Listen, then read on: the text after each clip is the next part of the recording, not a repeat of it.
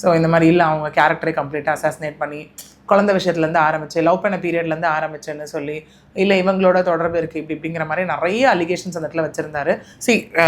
ஸ்டார்டிங்லேருந்து எந்த ஒரு விஷயமா இருந்தாலும் நம்ம அலிகேஷன்ஸ் வைக்கிறது ஈஸி, அதுக்கு என்ன சப்போர்ட்டிவ் எவிடன்ஸ் கொடுக்க போகிறோம், தட் மேட்டர்ஸ். ஓகே, ஏன்னா நிறைய விஷயங்கள் நானே இங்கே பேசும்போது என்ன நிறைய கொஷின்ஸ் அங்கே ரைஸ் ஆகும்போது நான் சொன்ன ஸ்டார்டிங்லேருந்து சொன்ன ஒரு விஷயம் அதை தான் நான் இப்பயும் சொல்கிறேன், எவிடன்ஸ் இல்லாமல் நம்ம யாரை பற்றியும் எதுவும் பேச முடியாது. ஏன்னா ஸ்டார்டிங்கில் எனக்கு கேட்ட விஷயம் என்னென்னா whether Ashmita is also involve இந்த ஸ்கேமான்னு கேட்கும்போது எவிடன்ஸ் இல்லை. ஏன்னா அங்கே போய் அவங்கள இன்வெஸ்ட் பண்ணவங்களாம் கேட்கும் போது கூட எனக்கு இதை பற்றி தெரியாதுங்க, நீங்கள் யார்கிட்ட இன்வெஸ்ட் பண்ணீங்களோ அவங்ககிட்ட கேட்டுக்கோங்கன்ற ஒரு விஷயமா தான் இருந்தது.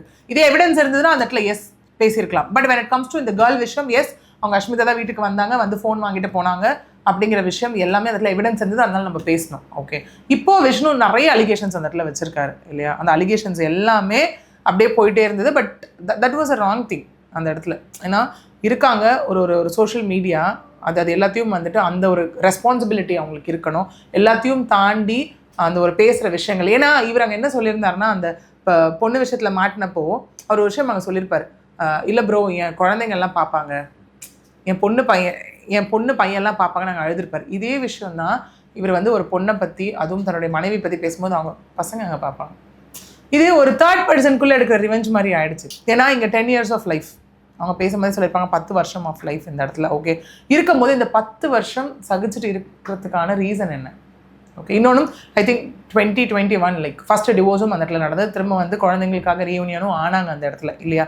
இதெல்லாம் தாண்டி இப்போ வெளியில் வந்து சொல்ல வேண்டிய அவசியம் என்ன இருக்குது? ஓகே, இது எப்படி பார்க்கப்படுதுன்னா ரிவெஞ்சாக இருக்குமோ அப்படின்னு தான் பார்க்கப்படுது. ஓகே, ஏன்னா வந்தேன் நான் உனக்கு இவ்வளோ தூரம் கூட இருந்தேன், உனக்கு நான் கூட இருந்தும் நீ என் வீடியோ நீ தான் இதெல்லாம் பண்ணியிருக்கேன், ஸோ எனக்கு அந்த உண்மைகள் தெரிய வருது. தெரிய வந்ததுக்கப்புறம் அன்றைக்கி ஸ்டேஷன்லையும் அந்த என்கொயரிஸ் போனப்போ விஷ்ணு நிறைய விஷயங்கள் அங்கே பேசினார். ஓகே, முன்னாடி உட்காந்து பார்ட்டிஸ் கூட பேசும்போது தட் வாஸ் கான்ஃபிடென்ஷியல் ஆக்சுவலி. ஏன்னா என்கொயரி ப்ராசஸில் அவர் சொன்ன விஷயம், அவங்க அஷ்மிதா தனியாக வந்து என்கொயரி அட்டன் பண்ணாங்க, அவங்க என்னென்ன சொன்னாங்க அப்படிங்கிறது எல்லாமே எங்கள் கான்ஃபிடென்ஷியலான விஷயம்.